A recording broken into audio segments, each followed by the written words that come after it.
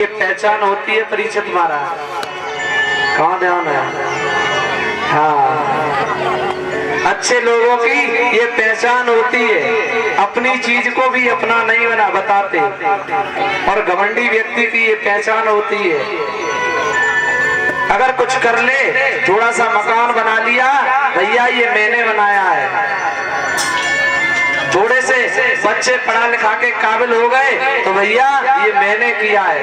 अगर कोई काम बिगड़ जाए तो अरे भैया परमात्मा ने ऐसो कर दियो, अच्छो कियो तो तूने कियो और गलत कियो तो परमात्मा ने बारे बार साफ। लेकिन भले व्यक्ति की ये पहचान होती है, वो अपनी चीज को भी अपना नहीं बताते। जवाब दिया है महाराज, आप जो कुछ मांगो मैं खुल के दूंगा। रघुकुल रीति सदा चली आई, प्राण जाए पर वचन न जाई। पहले के राजा ऐसे हुआ करते थे, आज भी लोग हैं लेकिन ज्यादा नहीं है। पहले का ये नियम था, अपने प्राण चले जाएं लेकिन अपनी बात नहीं जानी चाहिए। आज के युग में क्या है भैया, माता थोड़ी बात कड़वी लगेगी लेकिन बुरा मत मानना, बात आ गई है तो कहनी पड़ेगी। यहाँ से तो कह दिया भगवान की कथा में 11,000 रुपए देंगे, घर पे गए, मैंने कही हाँ तुम्हें बहुत बड़े हरिचंद दे रहे हो। अरे भैया अब 11 नहीं, अब तो 2100 ही ले लेना। ऐसा होता है, मैंने देखा। आदमी बात से मुकर जाता है। पहले के लोग बात के पीछे प्राण तक को बलिदान दे दिया करते थे। प्रमाण ये मिला है, महाराज दशरथ ने ये कहा है, महाराज आप कुछ मांगो तो देखो, जो भी मांगोगे वही दूंगा। हम मांगेंगे दे दोगे? हाँ वही दूंगा गुरुदेव, आप एक बार कहो। तो ऐसा करो तिरवाचा खा जाओ। तिरवाचा खाया नहीं जाता, तिरवाचा भरा जाता है। मेरी बात सुनो, बोलो। तिरवाचा तो मैं भर रहा हूँ, लेकिन फिर भी तुम मुझे एक बार ये बता दो आप मांगना क्या चाहते हो। जब तक तिरवाचा नहीं भरोगे उससे पहले नहीं बताएंगे। तब तक बताओगे नहीं? कोई बात नहीं, मेरी बात सुनोगे।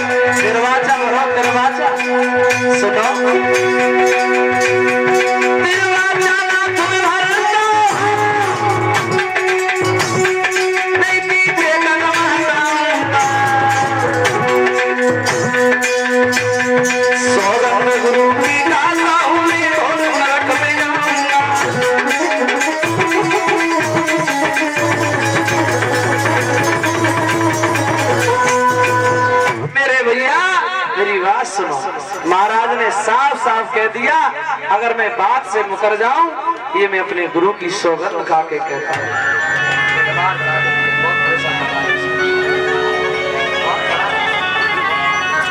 जवाब दिया है, मैं गुरु की सौगंध खाता हूं। हेलो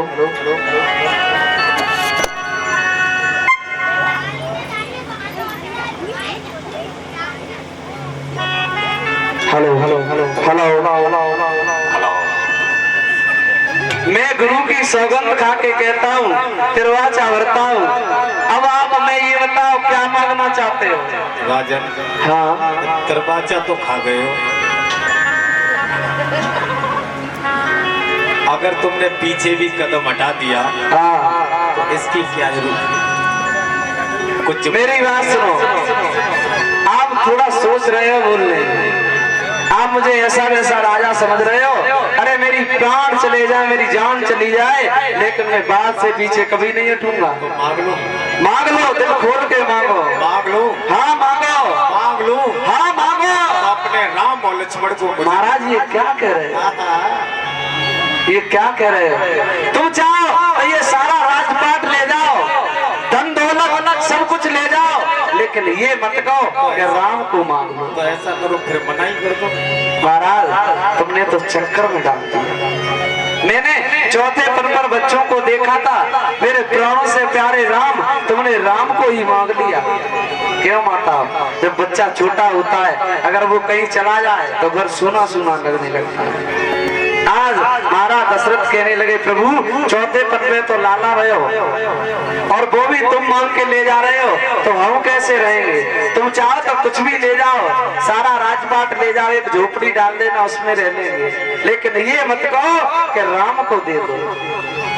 महाराज कुछ और मांग लो। ऐसा करो राजन, तुम मनाई कर दो। नहीं, मैं मना नहीं कर सकता हूँ। तो लौटे जा रहे हैं। मेरी बात सुनो महाराज।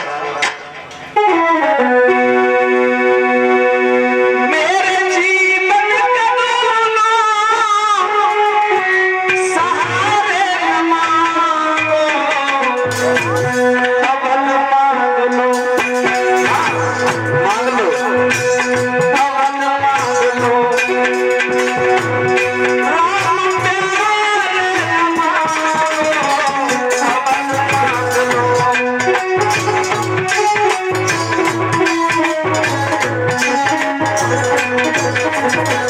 महाराज तुम जो मांगोगे मैं वही दूंगा, लेकिन ये मत कहो कि राम को मुझे दे दो। मेरी नैया किनारे ना मांगो, अवल मांग लो, मांग लो, अवल मांग लो, राम प्यारे ना मांगो, अवल मांग लो।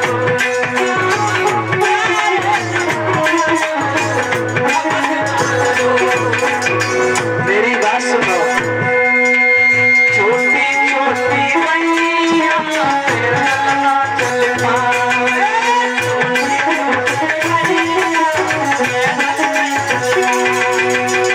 तो मैंने ले जा रहे हो राक्षसों को मारने के लिए, ये तो बहुत छोटे हैं, खुद ही बच्चे हैं, उन्हें क्या मारेंगे? मेरी बात सुनो। छोटी छोटी मैया ना चल पाए,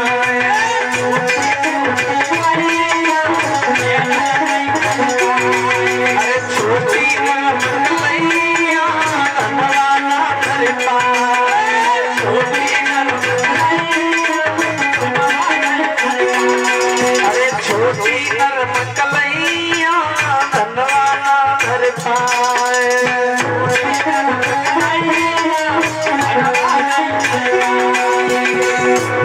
मेरी नैया किनारे ना मांगो, अवल मांग लो, अरे अवल मांग लो, राम प्यारे ना मांगो, अवल मांग लो।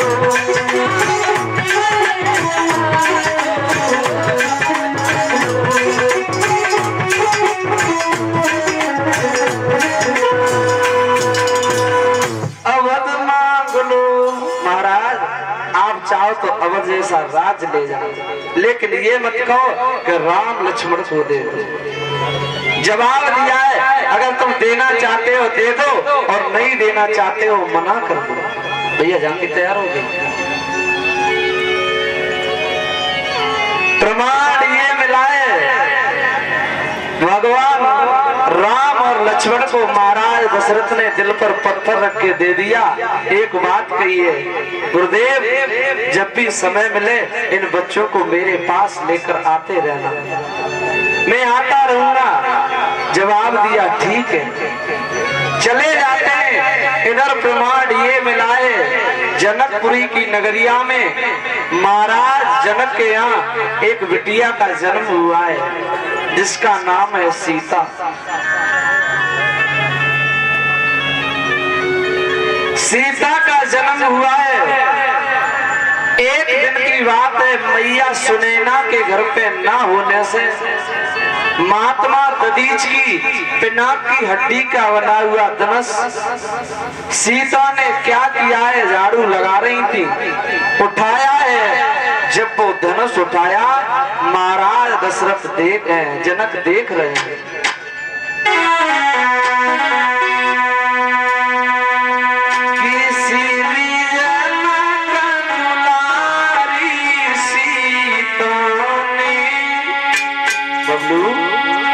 और बचपन में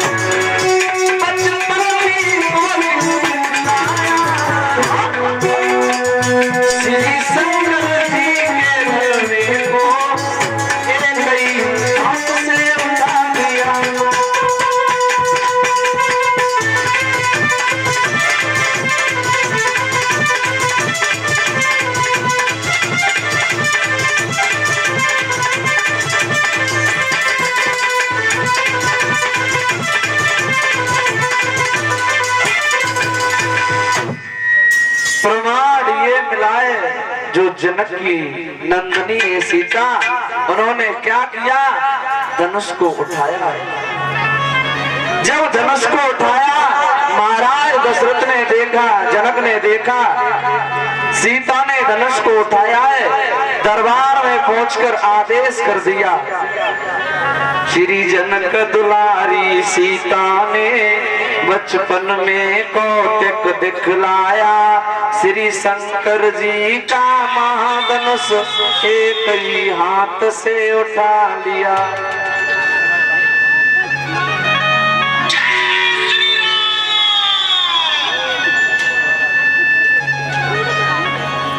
देखा जब जनक राज ने है, सीता ने धनुष उठाओ है। दरबार पहुंच के राजा ने फिर ये आदेश सुनाओ है। महाराज दशरथ ने देखा, सीता ने धनुष उठाया, दरबार में जाकर ये आदेश कर दिया, जिस महावीर की मां शक्ति ये धनुष को तोड़ देगी, उस महावीर की शादी सीता के साथ में कर दी जाएगी। देश विदेशों तक चिट्ठियां भेज दी गई। एक चिट्ठी प्रमाण ये मिलाए आजमगढ़ में विश्वामित्र के पास भेज दी गई है। चिट्ठी को महाराज दशरथ के यहाँ अवध नगरिया में नहीं भेजा गया। विद्वान थोड़ा गौर करना, क्यों नहीं भेजा, इसका कारण है। एक बार की बात है, महाराज के राज्य में सूखा पड़ गया, सूखा। जब महाराज जनक के राज्य में सूखा पड़ गया तो इन्होंने देश विदेशों तक पत्र लिखवाए, पत्र भिजवाए। चारों तरफ से राजा की रानियां आई, लेकिन महाराज दशरथ के घर से रानी नहीं, उसी राज्य की एक मेहतरानी थी, वो भेज दी। जब मेहतरानी भेज दी गई, महाराज सोचने लगे, अगर मैंने चिट्ठी या पत्र भेजा तो फिर से अगर किसी मेहतरानी को भेज दिया तो हमारा कुल वंश है, उसकी शान चली जाए। भैया, बड़ शंकर संतान कुल का नाश करती है। ध्यान करना, बड़ शंकर संतान कौन होती है? इतनी जल्दी पड़ी है ब्याह की, बिना बुलाए चले आए। पीछे खड़े हो जाओ, कोई बात नहीं, राम लक्ष्मण आ जाओगे। आज राम लक्ष्मण आगे आ जाओ, कुर्सी पर बैठ जाओ। अब देखो जी ललित लाल किन्ने बिठाए लो। आज हुआ क्या, प्रमाण ये मिला महाराज ने चिट्ठी नहीं भेजी, विश्वामित्र कहाँ है तुम्हारे? खड़े हो जाओ, तुम सोए कमंडल लेके खड़े हो जाएंगे।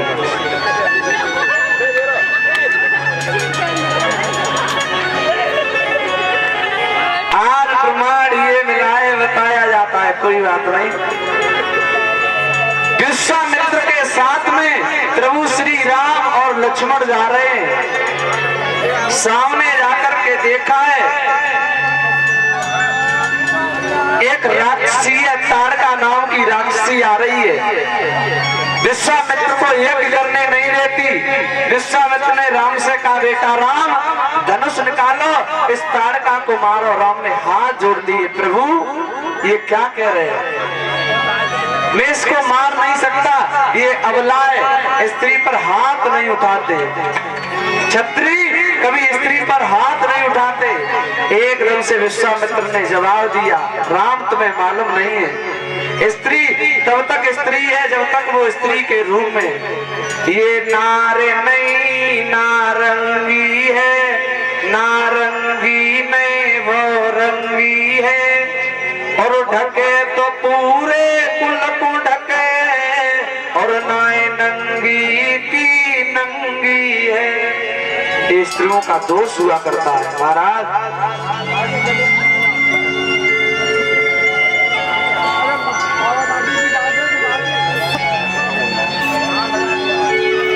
हाँ, ये श्रीमान चाचा जी हैं, बंसी जी की तरफ से 201 मुद्रिका हमारे करीब आई है।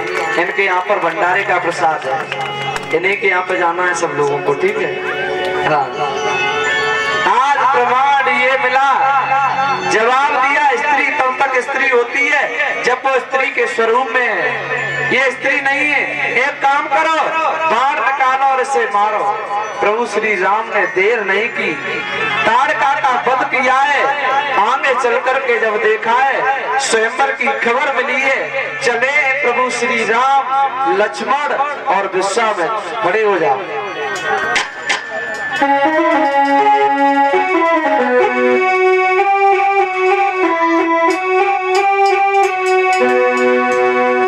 घूम लो, खड़े हो जाओ, थोड़ा चल लो।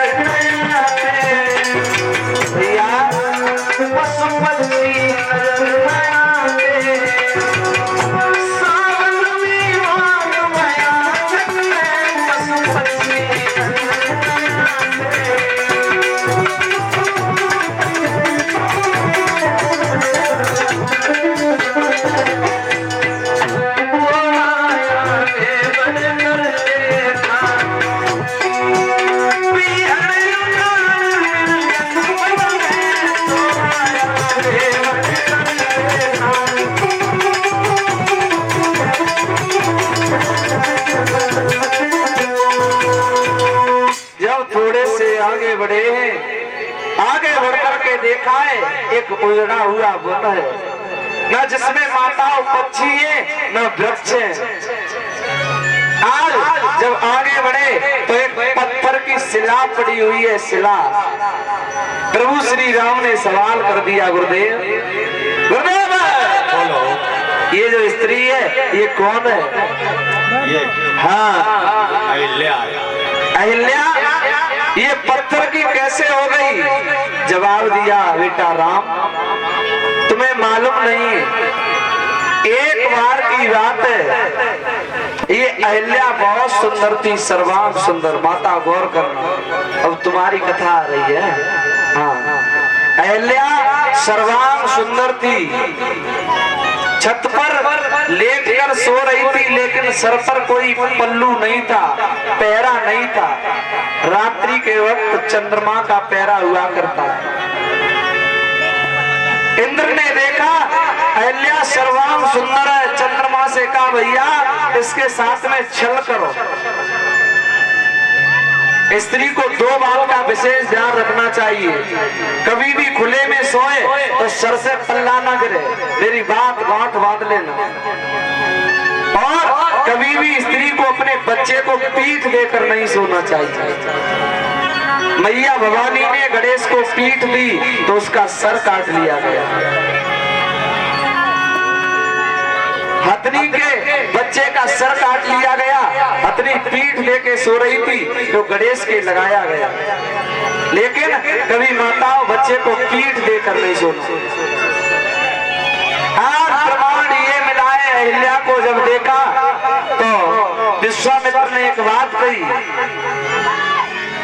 महाराज आगे की बात बताओ। जवाब दिया, एक दिन की बात है। इंद्र ने चंद्रमा से कहा, भैया चंद्रमा, भैया चंद्रमा, बोलो तुम्हें मालूम है गौतम ऋषि की पत्नी अहिल्या है, वो कितनी सुंदर है?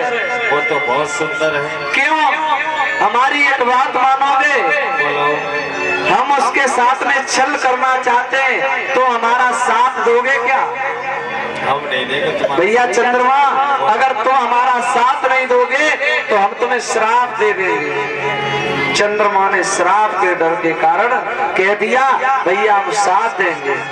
इंद्र ने एक बात कही, भैया चंद्रमा मेरी बात सुनो, कि तुम मुर्गा बन जाओ, मैं साधु बन जाऊं, तुम मुर्गा बन जाओ, मैं साधु बन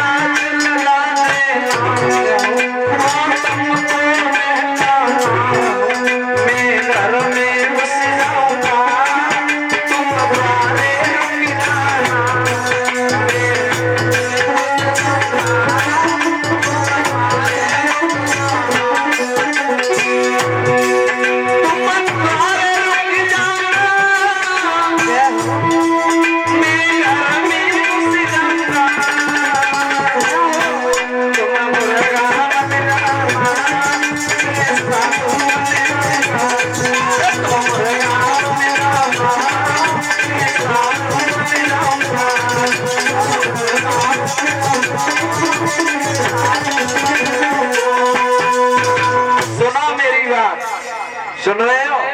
तुम मुर्गा बन जाना और मैं साधु बन जाऊंगा। आज जब इतनी बात कही है, चलाए वो इंद्र और चंद्रमा। 3 बजे जाकर के आवाज लगा दी, बांग लगा दी। गौतम ऋषि ने ये समझा, गौतम ऋषि ने ये समझा कि सवेरा हो गया।